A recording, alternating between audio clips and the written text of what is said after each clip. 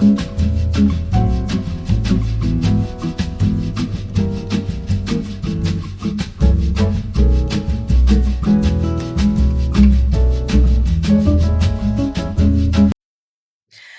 bom dia pra mim, terceiro ano! Vamos lá, bora pra nossa aulinha de recuperação, né? Pra nossa recuperação semestral aqui. E, gente, nessa recuperação semestral são 4 assuntos. Ai, vai dar mais capítulo? Vai. Quais capítulos que são? Olha o D. Mas enfim, é porque o livro ele divide esses assuntos em vários capítulos, mas na prática são 4 assuntos. 4 assuntos é de boas, é tranquilo. São vários anos de história? Sim, vários séculos, alguns milênios aí pra gente trabalhar, mas não surta, respira que tá de boas, tá suave, vocês dão conta. Vai dar uma olhada no caderno, né? Dá aquela lida básica no livro, vai comparando, ver o que que tem no livro, o que que tem no caderno. Porque se não tiver no caderno, eu não vou cobrar, porque eu não falei. Vai também, faz um resumo, um mapa mental, alguma coisa assim que te ajude a estudar, ajude a lembrar das coisas. Ou então até mesmo aqui, pega, vai anotando as partes que vocês acham mais importantes aqui da nossa aula de recuperação. Lembrando que anotando, né, escrevendo sem ser digitado, porque escrevendo você trabalha melhor seu cérebro, melhora a memória e tal, as coisas assim. Beleza? E a gente vai agora para os nossos 4 assuntos, né? Beleza. Que assuntos são esses? O primeiro deles, este daqui, Arigato, Egito, tá? Vamos aqui falar da nossa Grécia Antiga. Pra quem não entendeu o meme, que pena. Aliás, na verdade, bom pra você, tá pouco tempo na internet. Mas pros aí, cronicamente online, pegaram o meme, tá? Então a gente começa com Grécia Antiga. Depois a gente vai pra Roma Antiga, Idade Média e Absolutismo, tá bom? Gente, é bem de boas, bem tranquilo. Não é, ai meu Deus, tudo de absolutismo, tudo de Grécia, tudo de Roma, porque não são tantas questões assim. Então não dá pra eu ficar aloprando, botando aí detalhe de Grécia Antiga. Ai, qual que era a cor da capa do Leônidas? Não. Vão ser coisas mais gerais, coisas mais de boa, assim como o Enem e o Pais Cobram, tá? Eu não vou ficar aqui escolhendo detalhezinho pra dificultar a vida de vocês, tá bom? E o nosso primeiro assunto é esse aqui, Grécia Antiga. Vamos lá, vamos começar a nossa Grécia Antiga. Gente, a Grécia Antiga, ela é dividida em 5 períodos.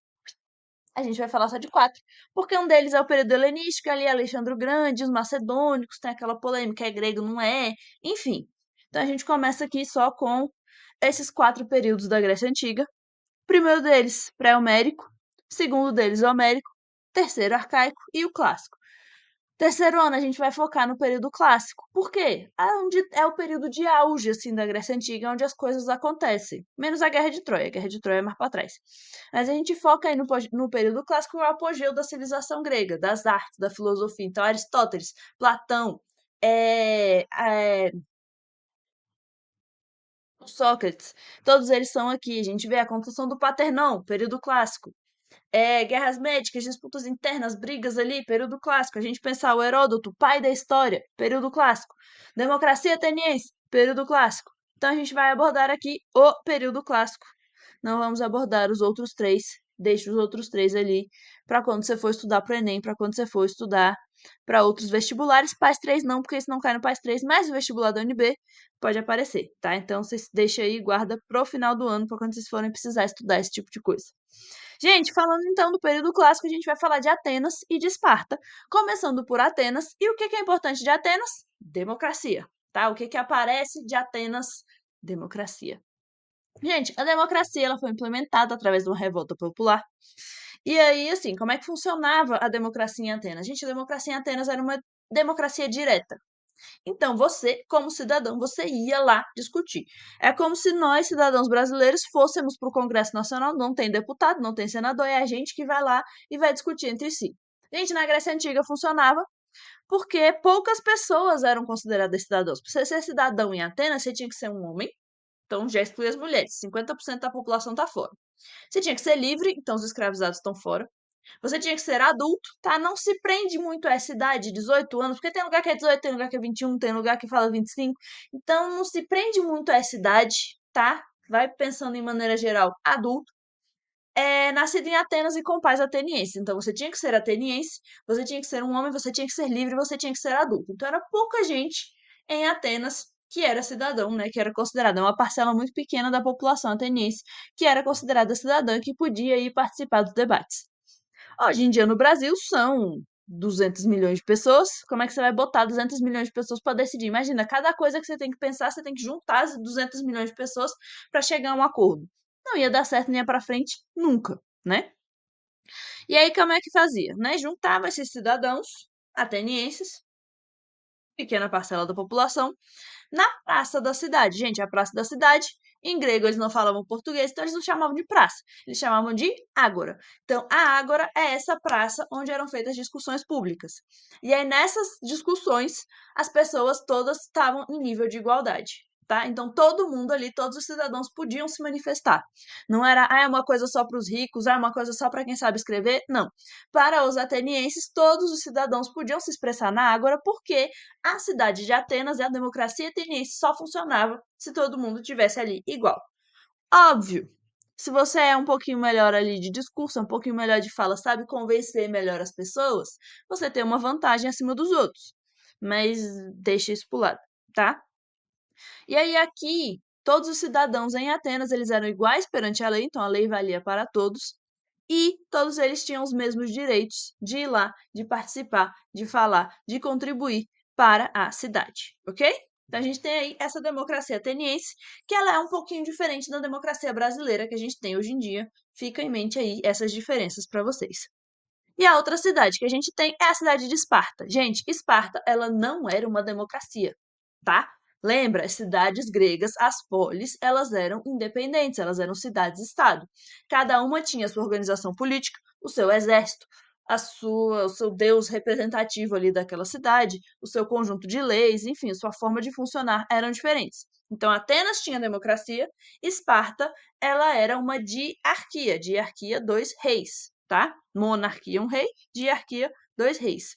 E Esparta tinha uma educação voltada para o militarismo.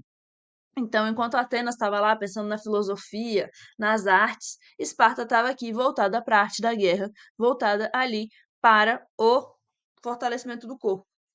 E em Esparta, gente, porque a gente está falando de Esparta? Porque aqui as mulheres tinham grande importância na administração e na geração de filhos saudáveis, e as mulheres espartanas podiam participar da sociedade. Elas tinham mais direitos que as mulheres atenienses. Então lembra aí, Esparta, militarismo e mulheres com mais direitos. Atenas, democracia, uma coisa mais filosófica, assim, mais pensamento da, da, da cabeça, né? Pensamento da cabeça é ótimo, mas enfim. E aí as mulheres têm menos direitos, tá bom? Então tem aí essa pequena que a gente olha e fala, uai, mas se eles eram mais da filosofia, como é que as mulheres tinham menos direitos? Pois é, tinha essa contradição aí na democracia grega. De bus? Pulando agora para o Império Romano, que o Império Romano dominou a Grécia, né? Gente, essa Roma antiga, a sociedade ela era dividida em quatro estamentos, em quatro classes, digamos assim. A gente tinha os patrícios, que era a galera rica, o povo com dinheiro.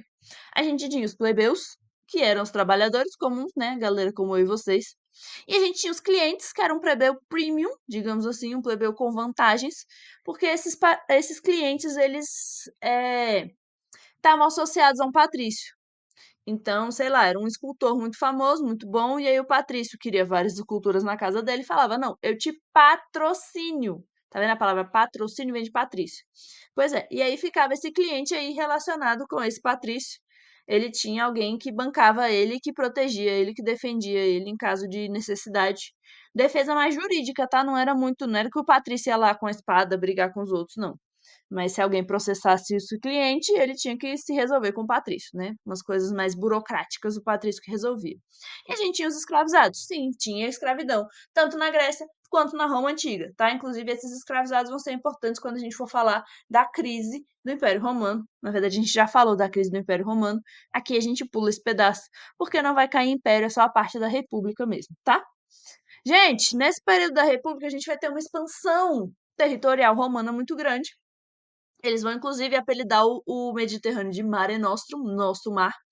Então vai ter todo esse período, né? Os romanos saindo da Itália, saindo de Roma e conquistando aí quase que o mar Mediterrâneo inteiro. Se vocês olharem aqui do lado, vocês vão ver toda essa parte colorida é do Império Romano. Então a gente vai ter esse processo de expansão territorial, de conquista de outros povos, só que, contudo, entretanto, todavia, apesar de estar conquistando os outros povos, os romanos deixavam eles ter ali meio que a sua própria organização. Eles não impunham o modo de vida romano e nas outras sociedades do Império, tá? Eles mostravam, encorajavam, óbvio, as pessoas a aderirem ao modo romano, mas eles não impunham. Inclusive, às vezes, eles até misturavam e agregavam, pegavam coisas dessas outras sociedades para implementar ali na sociedade deles, na cultura deles, como, por exemplo, a religião, né? A religião romana, todo mundo sabe que ela é ali cópia da grega. Cópia não, mas muito parecida com a da grega. Eles pegaram a religião grega e adaptaram para a realidade romana, tá? Então tem esse aí de juntar culturas, de agregar culturas que o Império Romano fazia. E aí, gente, o primeiro passo dessa expansão romana eram as guerras púnicas. Foi uma guerra contra Cartago, foi o primeiro passo para eles saírem ali da Península Itálica, saírem ali da Itália e começarem essa expansão toda que a gente está vendo nesse mapa. Gente, consequências dessa expansão, a gente vai ter um aumento dos escravizados por guerra, porque na Roma Antiga, para você ser escravizado é ou por dívida ou por guerra. E aí você tem muitas guerras, a gente viu, né? É uma parte muito grande do mundo que eles vão conquistar. Então, se você sai por aí escravizando pessoas por guerra, você vai ter muitos escravizados por guerra se você conquista vários territórios. Os patrícios vão ter mais terras, os patrícios, lembrando, é a galera com dinheiro, eram os donos das terras, eles vão ter mais terras, eles vão ocupar essas novas terras e vão aumentar o seu poder. E aí, gente, com muitos escravizados e os patrícios com terra, eles vão contratar plebeu para quê? Não vão. E aí, com isso, vai piorar a qualidade de vida dos plebeus. Por quê? Porque os patrícios estão usando escravizados, os plebeus não vão ter acesso à terra, e aí eles vão ficar desempregados e sem ter como produzir comida, sem ter, né, como se manter ali. E aí, com isso, a gente vai ter um aumento da tensão social e vai ter várias revoltas plebeias, vão ser verdadeiras guerras civis dentro do Império Romano, tá? Aqui, por causa dessas tensões sociais. E aí, gente, por causa dessas revoltas plebeias, os plebeus vão conquistar alguns direitos, tá? Eles vão conseguir ali alguns benefícios, melhorar um pouco a vida deles. E alguns desses direitos são, primeiro, o tribuno da plebe. Gente, tribuno da plebe é um representante dos plebeus no Senado romano. Então, aqui durante a República, quem manda é o Senado. E só quem fazia parte do Senado eram os patrícios. Agora não. Agora vai ter um plebeu lá no meio que, se os patrícios resolverem passar regras que são prejudiciais para os plebeus, o tribuno da plebe pode olhar e falar: não, não, não, a gente não concorda com isso. Então agora os patrícios têm direitos políticos.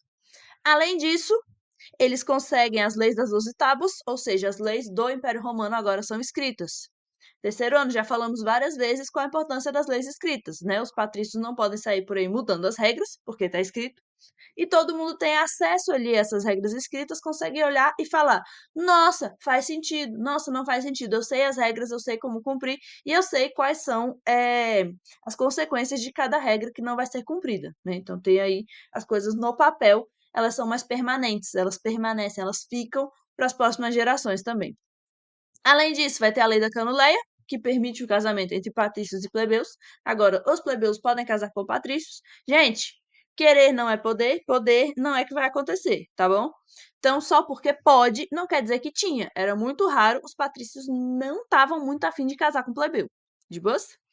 E a gente vai ter a lei licínia, que é o fim da escravidão por dívidas. Então, agora, os plebeus que estão devendo não vão ser escravizados, vão ter que achar outro jeito de pagar a dívida deles. Então, agora a escravidão, ela é exclusivamente por guerras, tá?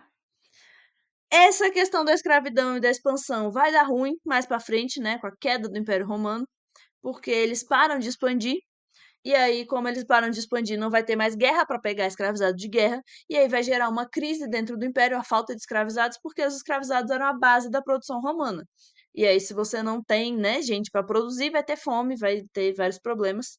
E aí, com isso, com a queda do Império Romano, a gente acaba a Idade Antiga e começa a Idade Média. Gente, Idade Média ela é dividida em duas fases: a Alta Idade Média, a Baixa Idade Média. Na Alta Idade Média, a gente vai ter uma ruralização da Europa. Então, as pessoas saem das cidades, vão para o campo, o comércio para de existir, a moeda para de existir. Só que, presta atenção, gente, isso é só na Europa Ocidental, onde tinha Império Romano. Onde não tinha Império Romano, isso não vai acontecer. O Império Bizantino vai continuar, a África vai continuar com os reinos africanos, que a gente já viu, a América vai continuar ali com os Olmecas, por exemplo, sociedades que tinham aqui. Então, isso é só para a Europa Ocidental, só para onde estava o Império Romano do Ocidente. O Império Romano do Oriente vira Império Bizantino e aí é outra história, outra coisa, tá? Gente, durante essa Alta Idade Média, a gente vai ter uma coisa chamada feudalismo. É uma nova organização política, uma nova organização econômica, uma nova organização social. Gente, a economia feudal, ela é baseada na agricultura. Ela é uma economia agrária, tá bom? Não tem questão de comércio, não tem troca, não tem dinheiro, não tem investimento, ok? E aí, o feudo, né, o feudalismo, ele é baseado no feudo. E aí, o que que é o feudo? Gente, o feudo é a terra. Só que não é qualquer terra. Para ser feudo, você tem que ser uma terra explorada. Então precisa ter seres humanos lá mexendo nessa terra, plantando coisa, criando animais, ou então, sei lá, usando uma floresta ali para extrativismo, para caçar animais, para colher frutinhas, enfim. Tem que ter seres humanos explorando essa terra. E aí quem vai fazer essa exploração, obviamente, não é quem tem dinheiro, obviamente não vai ser o nobre. Quem vai fazer isso são os servos. Por quê? Porque o trabalho na Idade Média não é escravo, ele é servil, tá?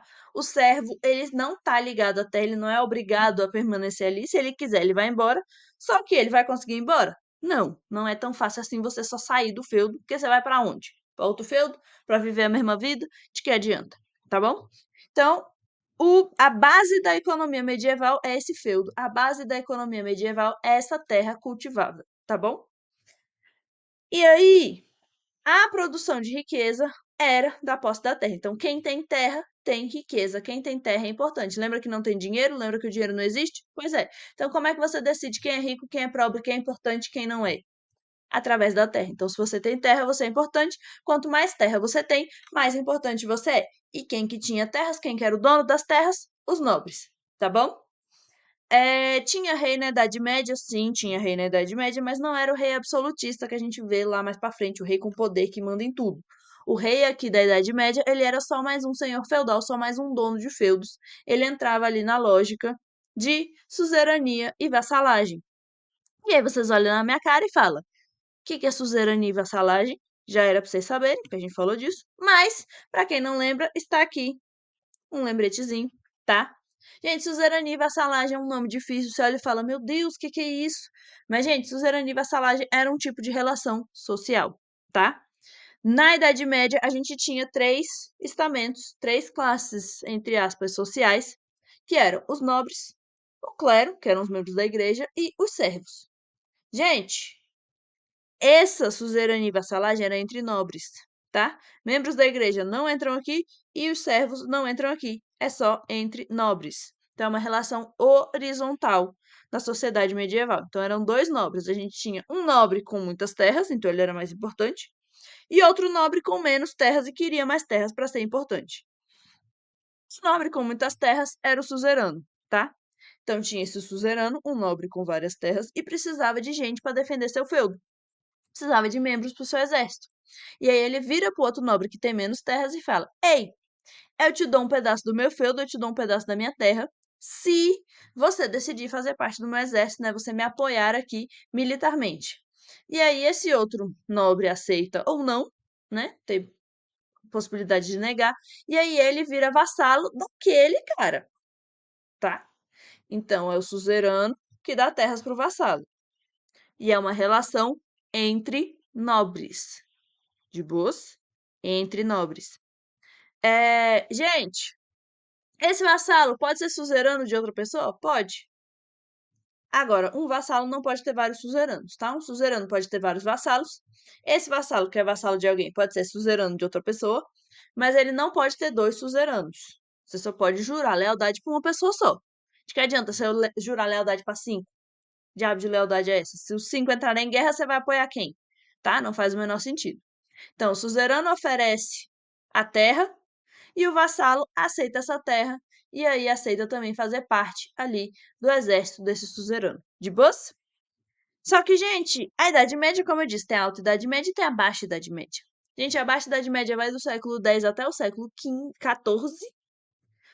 E aí, a Baixa Idade Média é o declínio do feudalismo, é o fim do feudalismo, é a crise do feudalismo. Por quê? Porque a gente começa a ter um crescimento populacional, a gente começa a ter um aumento da produção agrícola por causa de novas tecnologias, tá?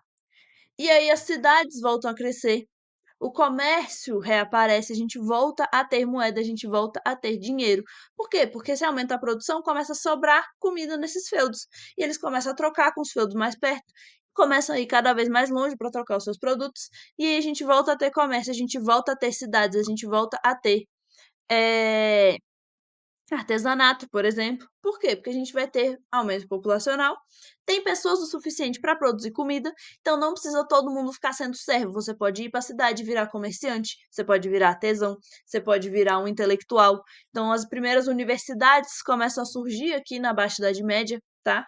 E a gente volta, tem todo esse renascimento urbano, esse renascimento cultural, esse renascimento do comércio. De boas? E aí, gente, com esse renascimento das cidades, os senhores feudais começam a perder força. Os senhores feudais começam a perder importância. Por quê? Porque o senhor feudal é algo do campo. Se a gente está falando de cidade, o senhor feudal não tem poder na cidade. E aí eles começam a apoiar o rei. O rei ele começa a se tornar uma figura importante aqui na Baixa Idade Média. Tanto é que, no século XV, a gente vai ter o absolutismo monárquico, esse rei com poder absoluto, esse rei acima dos nobres, tá? O rei deixa de ser só mais um senhor feudal e se torna alguém mais importante, alguém com poder absoluto. Gente, aqui a gente forma também os primeiros países.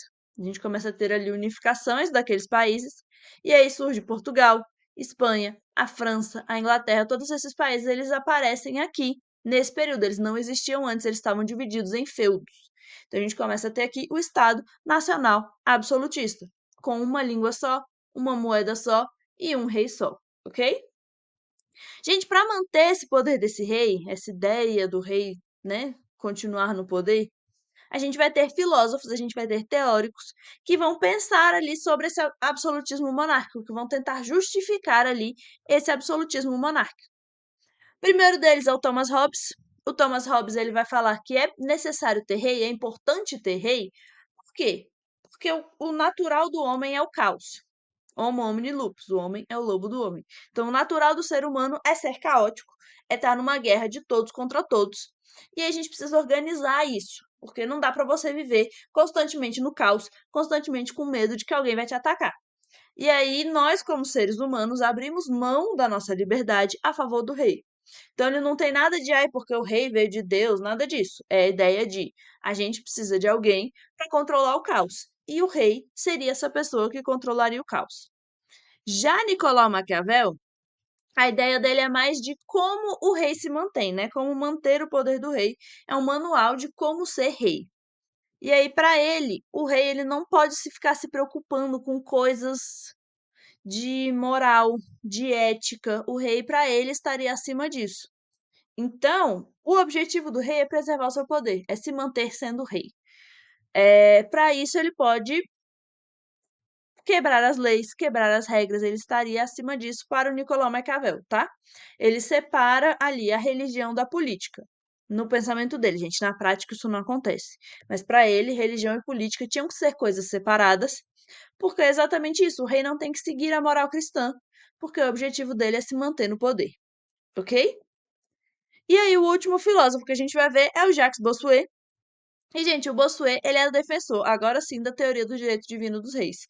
É ele que fala que o poder do rei vem de Deus, que foi Deus que foi lá e deu o poder pro rei e falou: você agora vai ser rei. E aí, gente, se o poder do rei vem de Deus, a vontade do rei é a vontade de Deus. Deus que colocou esse rei lá, então se for um rei ruim, é porque Deus quis, é punição divina. Se for um rei bom, também é porque Deus quis. Então você não tem como trocar de rei, você não tem como tirar o rei de lá. O rei tem poder absoluto, porque o poder dele vem ali do divino, vem ali do sagrado, ok? E aí os reis são apoiados pela Igreja Católica por causa disso. Agora, claro, vai ter briga entre os dois? Vai. Vai ter ali disputa entre o rei e o papa. A gente viu lá o Henrique VIII e tal, não era uma relação tão amorosa assim, tão amigável assim. A gente vai ter algumas brigas, a gente vai ter atritos entre o rei e a Igreja Católica, mas no geral, assim, eles se apoiavam, eles se ajudavam. O rei mantinha sua legitimidade por causa dessa teoria do direito divino dos reis. Além disso, gente, temos aqui um novo sistema econômico, porque o feudalismo não basta mais. E aí, o que que vai vir no lugar do feudalismo? O mercantilismo.